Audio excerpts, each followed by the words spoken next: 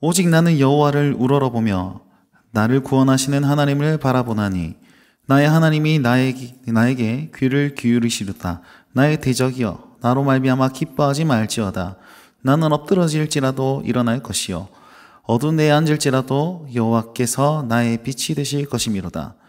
내가 여호와께 범죄하였으니 그의 진노를 당하려니와 마침내 주께서 나를 위하여 논쟁하시고 심판하시며 주께서 나를 인도하사 광명에 이르게 하시리니 내가 그의 공의를 보리로다.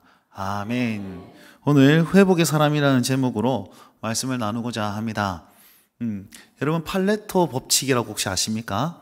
팔레토, 이탈리아 팔레토라는 경제학자가 세계 정황을 딱 보니까 이제 모든 20%의 사람들이 80%의 경쟁력을 이제 이끌어 가더라, 이런 뜻입니다. 그래서 팔레토 법칙이라는 것은 80%의 결과는 20%의 원인에서 비롯되었다, 뭐 이런 뜻이 있거든요. 그래서 리더십에 관해서 이 얘기가 굉장히 많이 회자가 되고 있습니다. 100이면 100 중에 움직이는 사람은, 이끄는 사람은 20이고 나머지 80은 따라가더라, 이런 뜻이죠. 그래서 우리는 20 안에 속하여서 이곳을 주도하고 이끄는 어떤 리더가 되자, 이런 쪽으로 많이 이제 적용하곤 합니다. 교회도 가만히 보면 비슷한 것 같습니다. 일하는 사람들은 한 20%, 아니면 80%는 그저 이제 무임승차하시는 분인 것처럼 보이겠죠. 여러분, 이 팔레토 법칙이라는 것이 우리 눈에 보기에도 그렇게 보이는 것처럼 그렇게 보입니다. 근데 이게 진짜일까요? 아니, 이게 정답일까요? 여러분, 이것이 하나님의 법칙과 똑같은 법칙일까요? 하나님께서 과연 80%는 그냥 우르르 따라가게 만들고 20%만 열심히 해가지고 교회를 이끄는 그런 하나님의 법칙일까요? 네, 아니겠죠. 만약에 교회도, 하나님도 이 팔레토 법칙에 따라서 8대2로 나눠가지고 2가 정말 잘 세워지면 8은 따라오게 되어 있어 라고 하면 우리 교회는 그냥 2만 열심히 하면 됩니다. 2에 집중하면 됩니다. 20%에만 집중해가지고 리더들만 모아가지고 리더들만 열심히 교육하고 하고 갈구고 이래가지고 20%가 잘 성장하게 하면 우리 교회는 잘 될 거야. 그럼 여기서 우리 교회가 뭐 1000명이라 치면 200명을 선택해가지고 그분들만 관리하면 됩니까? 그거 아니라는 것이죠. 여러분, 하나님의 법칙, 하나님의 역사의 방법은요, 한 사람을 사용하십니다. 믿으십니까? 근데 한 사람만 사용하시지 않습니다. 절대로. 왜냐하면 우리 모두는 아무리 잘났더라도 죄인일 뿐이거든요. 죄의 성향이 있기 때문에 그 한 사람만 사용한다면 반드시 언젠가는 타락하게 되어 있고 언젠가는 실패하게 되어 있습니다. 연약한 존재이기 때문에. 그래서 하나님은 한 사람을 사용하셔서 교회를 세우십니다. 공동체를 만드시고 그 공동체가 주의 일을 할 수 있도록 하나님께서는 역사하시는 거예요. 그러면 다시 정리하자면 하나님께서는 하나님의 택한 사람 한 사람을 세우십니다. 그리고 그로 말미암아 교회를 세우시고 그 교회가 다시 하나됨으로 말미암아 하나님의 뜻이 이루어지는 거예요. 이 사실을 믿으셔야 합니다. 믿으십니까? 네, 제발 믿으세요. 이걸 다른 말로 하면 교회 중심이라고 그러는 거예요. 우리가 하나님 중심, 성경 중심, 교회 중심이란 말, 그 교회 중심에는 모든 우선순위의 교회가 중심이 되어야 합니다 라는 것도 있지만, 교회를 통해서 하나님께서는 일하십니다, 하나님께서 역사를 행하십니다 라는 그런 믿음이 그 안에 포함되어 있는 것입니다. 여러분, 그러면 한번 돌아봅시다. 우리 교회는 과연 어떻게 이루어지고 어떻게 세워져 가고 있습니까? 과연 8대2의 법칙이 아니라 진짜 하나님의 법칙으로 나아가고 있는지 예를 한번 들어봅시다. 우리 지난주에 그 추수감사절 우리 행사를 했지 않습니까? 그죠? 저희 담임 목사님께서 고민을 많이 하셨답니다.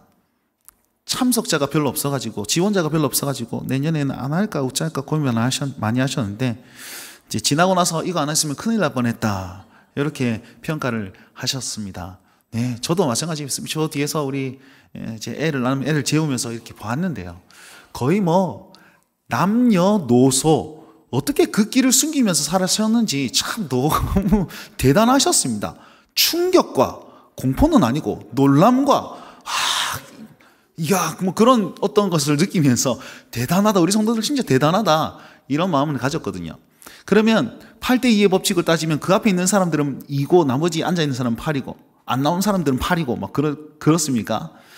그 모습을 한번 가만히 봅시다. 어떤 사람은요, 이곳에 와가지고 그 기관 내에서도 어떤 분은 노래를 하고, 어떤 분은 뭐 율동을 하고, 어떤 분은 인도를 하시대요. 예수 안에서 할렐루야 이렇게 하면서 인도를 막 하시던데, 뭐 누군가가 다 이제 그거 있단 말이에요. 인도자는 별 노래를 안 부르는 법입니다. 제가 인도자로서 18년 동안 찬양 인도한 인도자로서 인도자는 할렐루야 그거 한번 하면 됩니다. 그냥 큰 역할을 감당하신 거예요. 뭐 각자의 역할 안에서 그 무대를 꾸미고, 그리고 여기 앞에 있는 사람만 고생했겠습니까? 만약에 저 뒤에서 방송하시는 분들이 이 마이크를 뮤트를 딱 했어. 그럼 할렐루야 하면 안 들린단 말이에요. 그리고 자막 넘기는 사람이 1초만 늦어도 난리 납니다. 엉망이 될 거예요. 그러면 그 안에서 자기는 음향으로 아니면 어떤 영상으로 자막으로 각자 적소해서 열심히 한단 말이에요. 우리 1등 하신 우리 구역 기관에서 갑자기 불을 확 꺼대면 갑자기 뼈다귀들이 막 그때 불 안 꺼주면 어떻게 합니까? 그럼 이런 사람도 민망하고 보는 사람도 민망하고 그럴 거예요. 우리 곽세용 목사님께서 자꾸 우리 처형 닮으신 분이 저기 계시네? 자세히 보니까 사모님이셨다고 그러더라고요. 남편도 모르는 끼를 그렇게 발산하고 계신데 뒤에서 불 안 꺼줬으면 그 난리 나면 1등 못했을 겁니다. 그거 보시면 우리 여기에 조명이 이제 따로 있었습니다. 우리 그거 청년 한 명이 굉장히 열심히 세팅을 하고, 그거 올수동이었습니다. 올수동. 네, 천국 멋쟁이 와 뒤에서 반짝반짝 하는 거 있잖아요. 그냥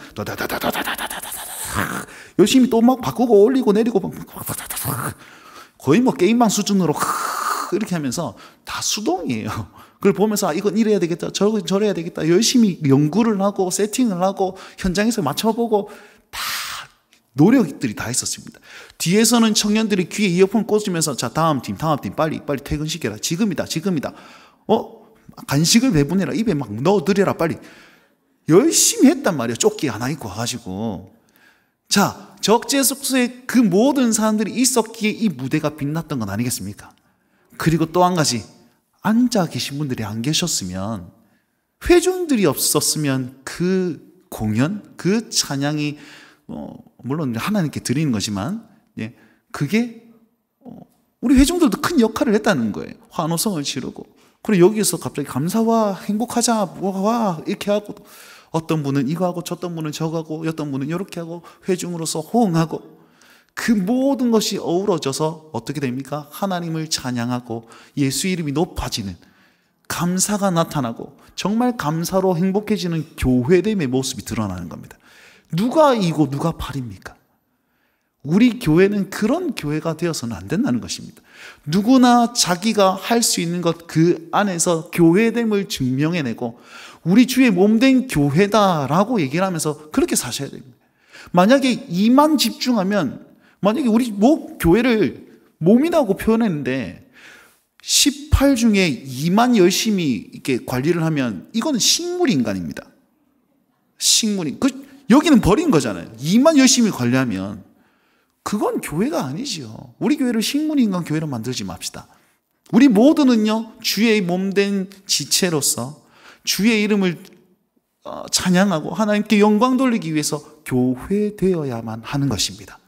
그렇다면 우리는 어떻게 하여야, 어떤 모습이 되어야지 하나님의 교회를 든든히 세워나가고, 또 오늘 제목처럼 회복의 사람으로서 교회를 다시 한번 세우고 일으킬 수 있는가?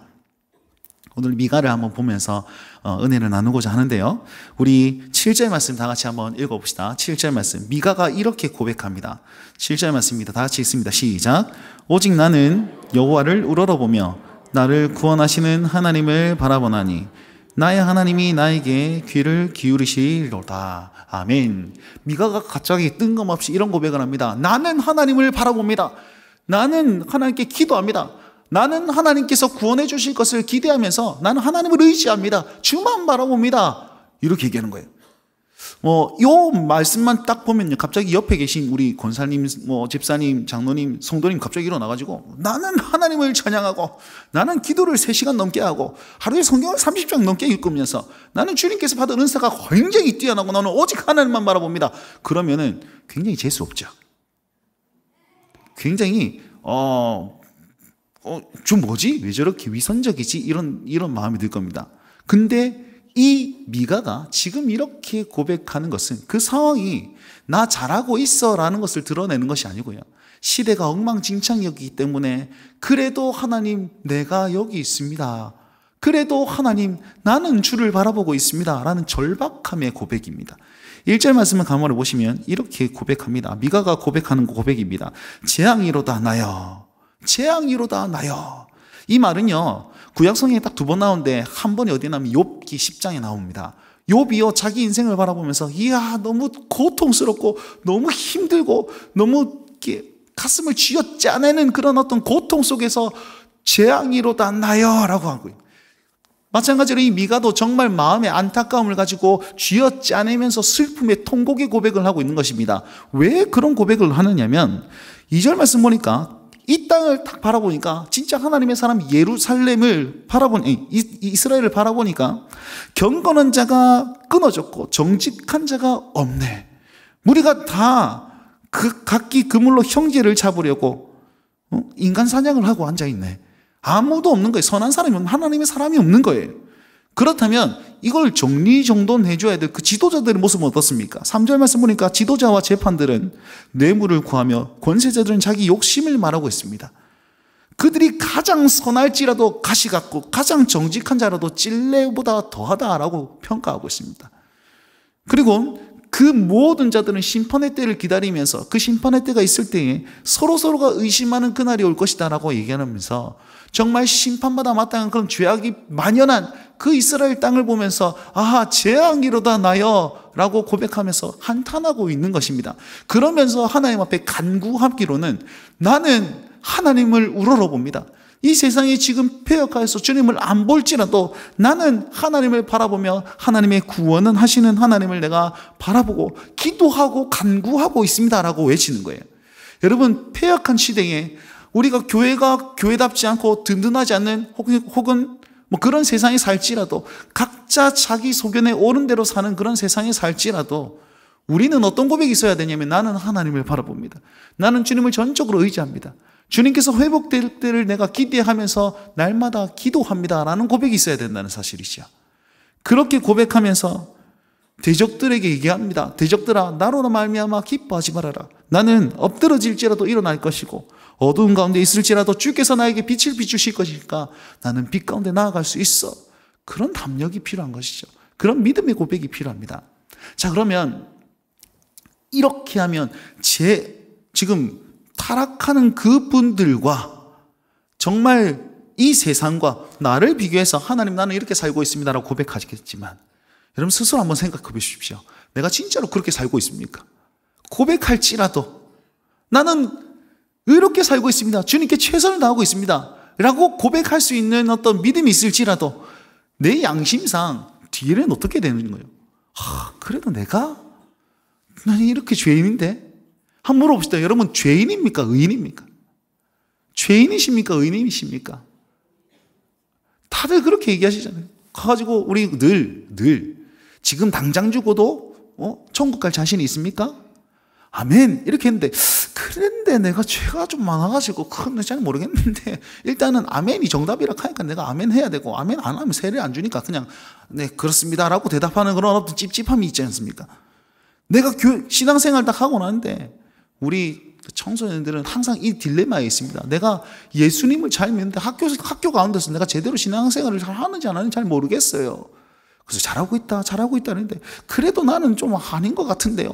늘 그런 마음이 있어요. 내가 구원받았음을 믿는데 나의 죄성은 여전히 살아있고 나는 죄인일까 의인일까?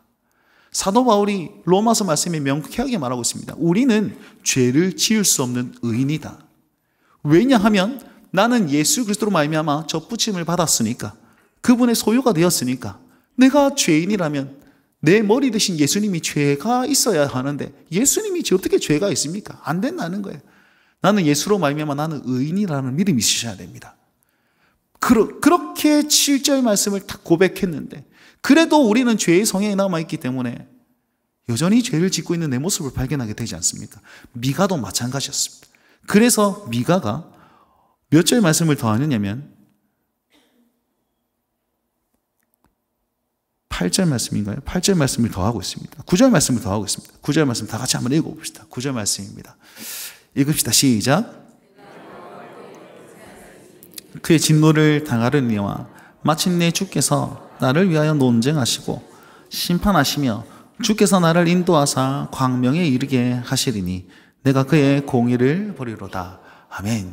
9절 초반절에 뭐라고 고백합니까? 내가 여호와께 범죄하였습니다. 나 여전히 죄인입니다. 그래서 나는 진노 당할 만합니다. 그리고 내가 진노를 당할 것입니다. 내가 그 죄값을 내가 만약에 하나님께서 나를 진노하신다면 그 진노를 당하겠습니다. 그러나 내가 믿는 하나님은 마침내 나를 위하여 논쟁하시고 심판하시며 주의 공의를 비추시고 광명을 내게 비추셔서 나를 인도하실 줄 나는 믿습니다. 이렇게 얘기하는 거예요. 다른 말로 하면 나의 죄보다 그 하나님이 하나님 되심이 더 크시기 때문에 하나님의 사랑이 더 크기 때문에 나는 죄인이 아니라 나는 의인으로 살 수 있습니다라고 고백하는 거예요.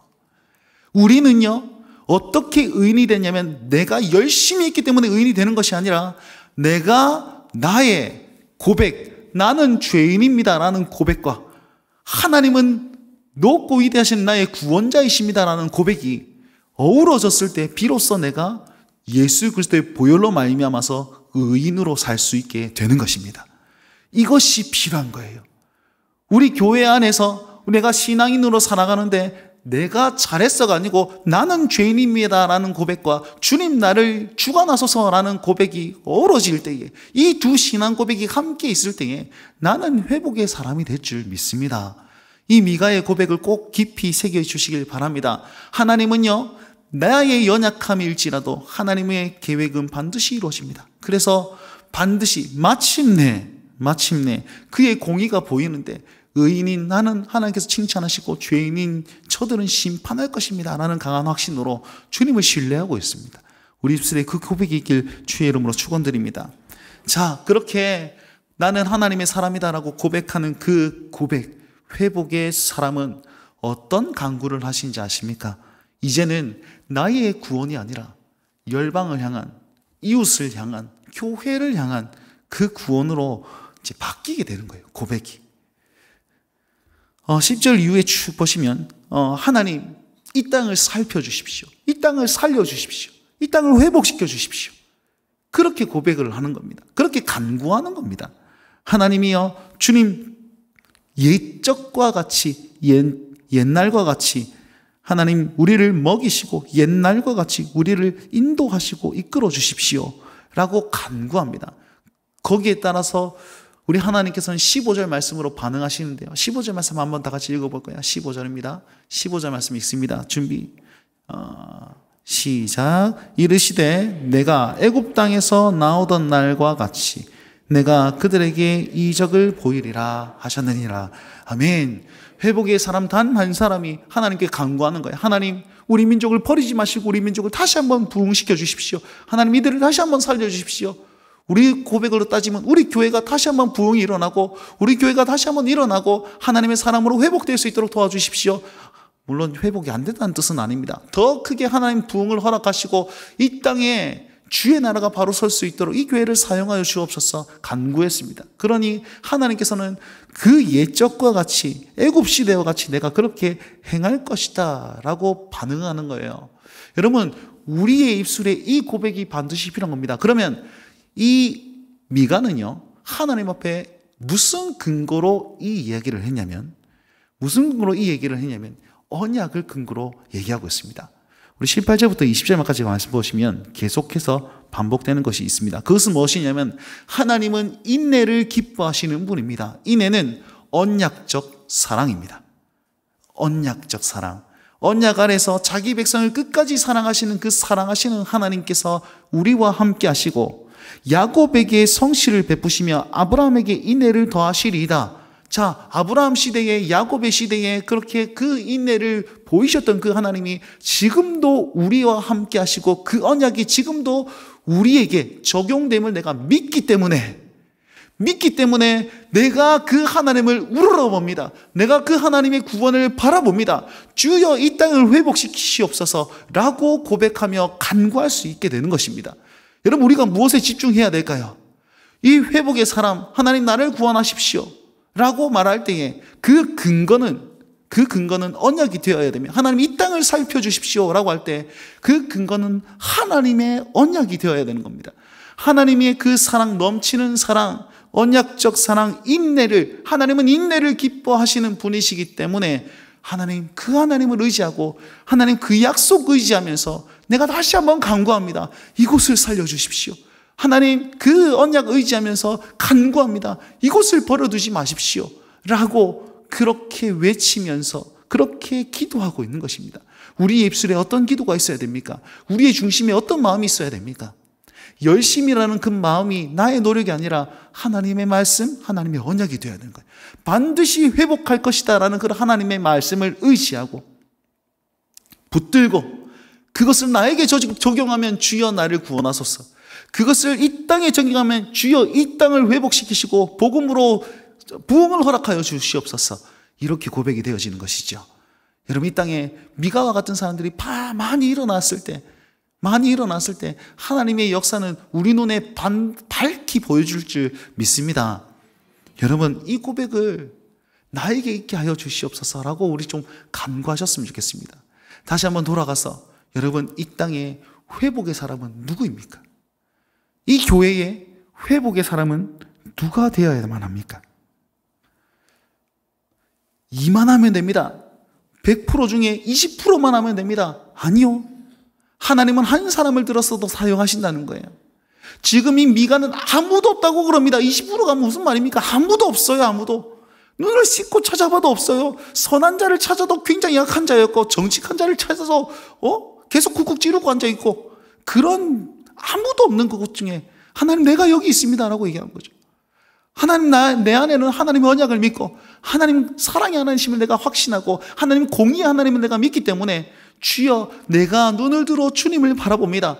내가 눈을 들어 주의 구원을 바라봅니다. 내가 계속해서 간구하오니 하나님 나에게 귀 기울이고 계시죠. 나는 넘어지더라도 일어날 수 있는 힘이 있다면 그것은 하나님 때문입니다. 내가 어두운 가운데 있을지라도 빛으로 나아갈 수 있는 것은 하나님 때문입니다. 그러나 주님, 내 안에 여전히 죄가 많습니다. 주님, 이걸 해결해 주십시오. 회개하면서 하나님 더욱더 붙들면서 또 한켠에서는 의인의 기도를 하면서 의인의 모습을 드러내면서 그렇게 이 땅 가운데 득하게 섰을 때에 하나님께서는 그 미가의 모습을 보면서 회복을 약속하시는 거예요. 이 땅엔 누굴 보면서 하나님께서 회복을 약속하시겠습니까? 지금도 하나님은 그 언약 백성을 이끌고 계시고 하나님의 계획은 계속해서 진행되어 나가고 계신데 하나님은 이 땅을 바라볼 때에 누구를 바라보면서 그 회복을 이루어내실까요? 모든 세상을 두루 감찰하사 자기 백성을 주목하시는 그 하나님이신데 지금은 누구를 주목하고 계실까요?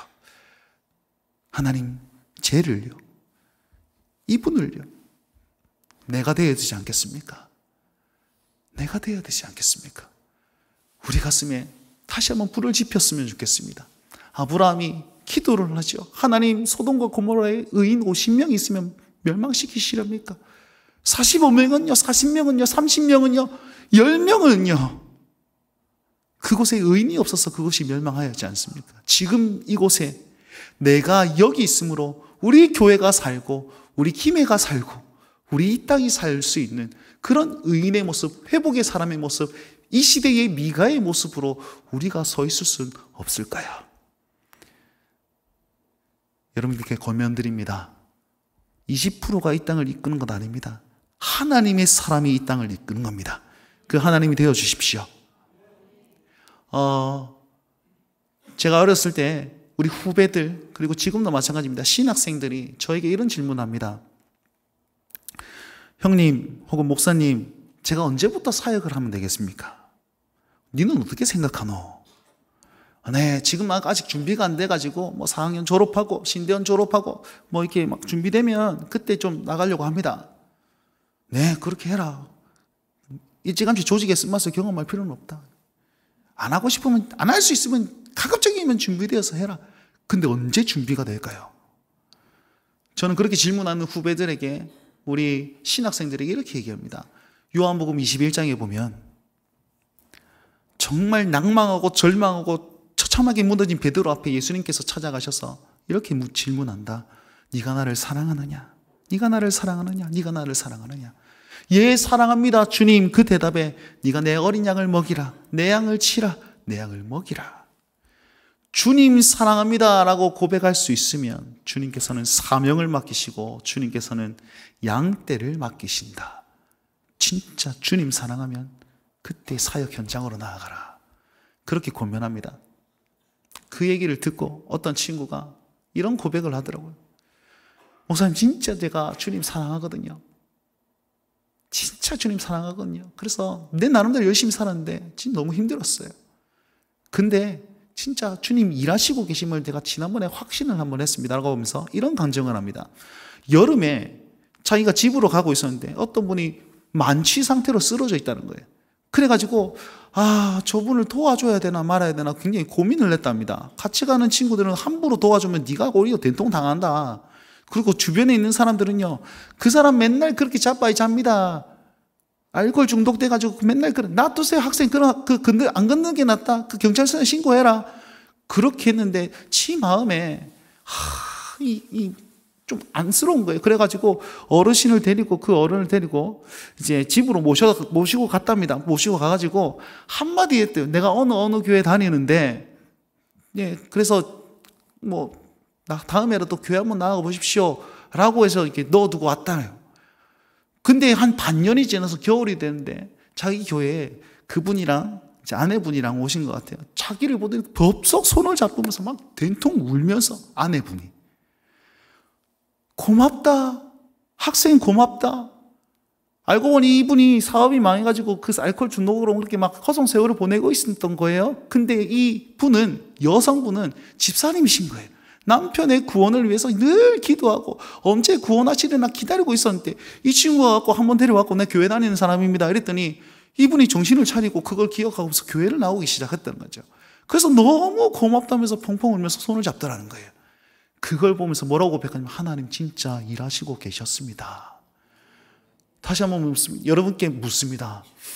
여러분, 주님 사랑하십니까? 하나님 사랑하십니까? 그리고 또 한 가지, 하나님 끝까지 일하시는 언약의 하나님이심을 믿으십니까? 그럼 우리가 어떻게 해야 될까요? 우리가 무엇을 해야 될까요? 우리가 이곳에서 한 사람의 회복의 사람으로 든든히 설 때에 든든히 서야 되지 않겠습니까? 어디에 서실지는 알아서 결단하시고요. 그 모습으로 우리가 함께 나아갈 때에 8대2의 법칙을 깨는 하나님의 놀라운 역사가 우리 교회 가운데 있게 될 줄 믿으시기 바랍니다.